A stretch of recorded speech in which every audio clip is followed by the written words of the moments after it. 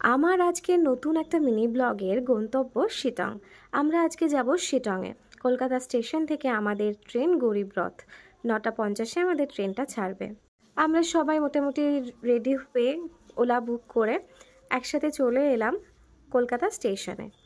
আর আমাদের এই ছোট্ট ছানা দুটো কিন্তু বেশ বড় হয়ে গেছে, নিজেরা একটা পিট ব্যাগ ক্যারি করছে, নিজেদের আলাদা আলাদা ট্রলি ক্যারি করছে।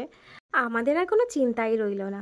যাই হোক, আমরা বাড়ি থেকে নিয়ে এসেছিলাম চিকেন রেজালা, যেটা আমার শাশুড়ি মা রান্না করেছিল, আর পরোটা, যেটা ভাই মানে 2 করে নিয়ে এসেছিল।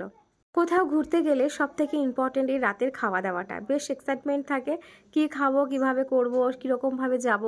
তো সব কিছু পেরিয়ে আমরা সকালবেলা নেমে পড়লাম 8টার সময় এনজিপি স্টেশনে। এনজিপি থেকে আমরা গাড়ি বুকিং করা ছিল, সেটা করে চলে যাব একদম শিটং। এবং বিশ্বাস করো, শিটংয়ে যাওয়ার যে পথটা, এত সুন্দর ভিউ, এত মেঘটা মনে হচ্ছে হাতের মুঠোর মধ্যে।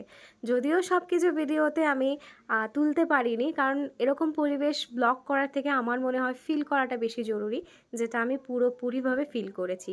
শিটংয়ে আমরা যে হোমস্টেটা নিয়েছি তার থেকে 1 ঘন্টা আগে আমরা একটা রেস্টুরেন্টে যাই ব্রেকফাস্টের জন্য। এরকম পাহাড়ের সামনে গরম গরম ম্যাগি আর মোমো, ব্রেকফাস্টটা কিন্তু দারুণ হয়েছে। আর এটা হলো আমাদের হোমস্টে। বাকি সব দেখাবো নেক্সট ব্লগে, তাই নেক্সট ব্লগটা দেখার জন্য রেডি থাকো।